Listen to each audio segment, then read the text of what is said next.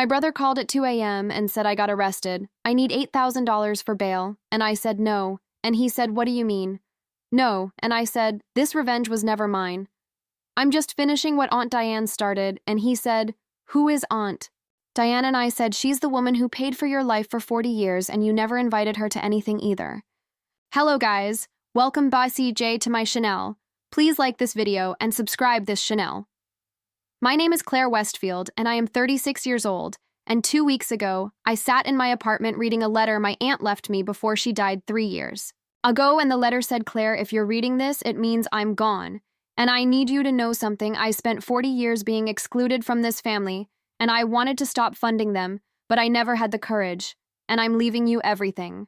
I have not, because you're my favorite, but because you're the only one who understands what it's like to be optional, and I need you to finish what I started. And at the bottom of the letter was a bank account number, and when I logged in, I saw $217,000 and a spreadsheet titled Family Contributions, 1983 to present, and I realized my aunt had been keeping a record of every dollar she gave to the family, who never invited her to anything, and she had planned to cut them off, but she died before she could, and now she was asking me to do it.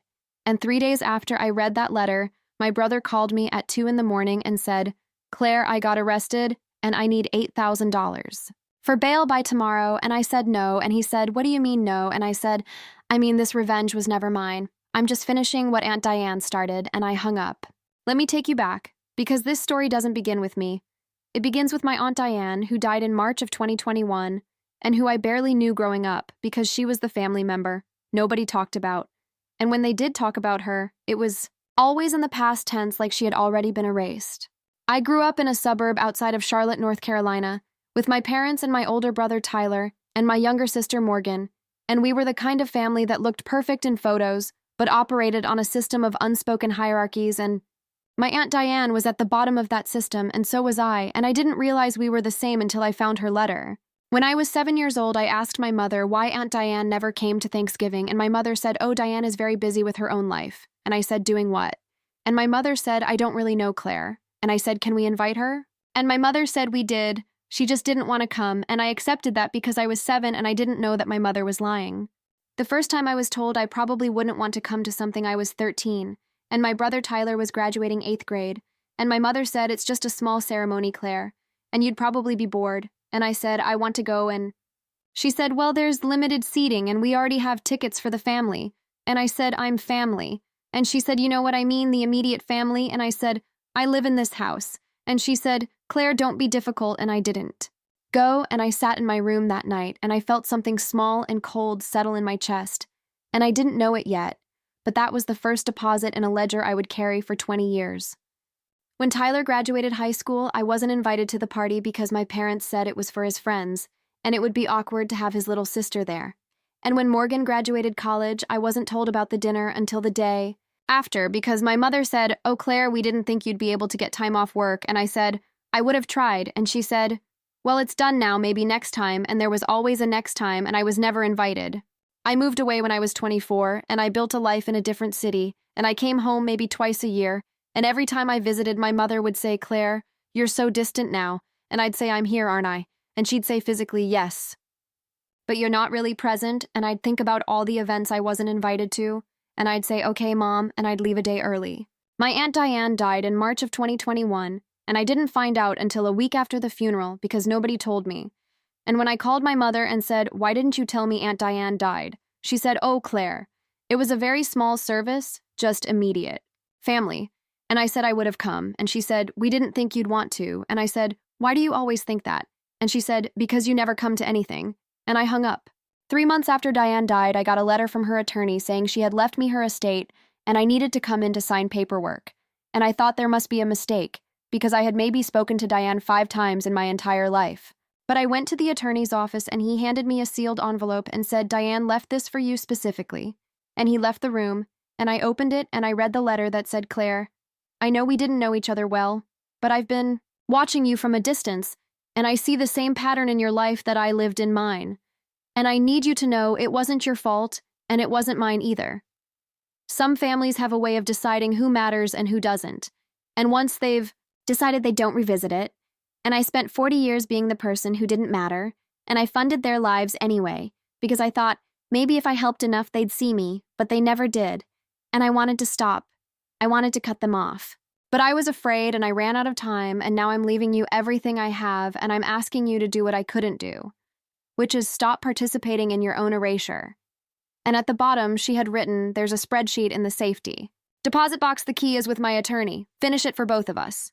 I sat in that office and I cried because a woman I barely knew had seen me more clearly than my own mother ever had. And I took the key and I went to the bank and I opened the safety deposit box. And inside was a USB drive and a handwritten note. That said, this is 40 years of receipts, Claire. Every birthday check, every emergency loan, every time they said we didn't think you'd want to come, and then called me a week later asking for money, it's all here. And I was going to stop paying, but I got sick and I ran out of time. So now it's yours. Do with it what you need to. I went home and I plugged in the USB drive and I opened a spreadsheet that was so detailed it made my chest hurt. It had dates and amounts and notes, and the notes were the worst because they were things like Tyler's wedding paid for rehearsal. Dinner $4,000 was not invited to ceremony, and Morgan's car down payment $6,000. She told me later she didn't think I'd be interested in coming to her birthday, and the list went on and on for 40 years, and the total. At the bottom was $217,000, and I sat there staring at that number, and I realized my aunt had been funding the same people who erased her for 4 decades, and she had documented every single instance of being excluded and every single dollar she gave afterward. And she had planned to stop, but she died before she could, and now she was asking me to finish it. I didn't do anything right away. I just watched and I waited, because I wanted to see if the pattern Diane had documented was the same pattern I was living. And it was exactly 2 months after I found the spreadsheet when my mother called and said, Claire, we're having a family reunion in July, and I said, okay, when? And she said the 15th, and I said, I'll be there. And she said, oh, well, actually, Claire, it's at Morgan's house and space is tight, so we're keeping it to just the core family. And I said, I am the core family. And she said, you know what I mean? People who are around more often. And I said, so I'm not invited? And she said, it's not that you're not invited. It's just that we didn't think you'd want to come. And I said, okay, Mom. And I hung up and I opened my laptop and I pulled up Diane's spreadsheet and I added a new entry, July 15th, excluded from family reunion, and then I waited. 3 weeks after the reunion, my brother Tyler called me and said, hey, Claire, can you help me out? I'm short on rent this month. And I said, how much? And he said, $2,000, and I said, no. And he said, what? And I said, I'm not giving you money. And he said, why not? And I said, because 3 weeks ago, I wasn't invited to the family reunion. And he said, that wasn't personal. And I said, it was completely personal. And he said, Claire, don't be petty. And I said, I'm not being petty. I'm finishing something. Someone else started, and he said, what does that mean? And I hung up. 2 months later, my sister Morgan called and said, Claire, I need help with a medical bill. And I said, how much? And she said, $3,500.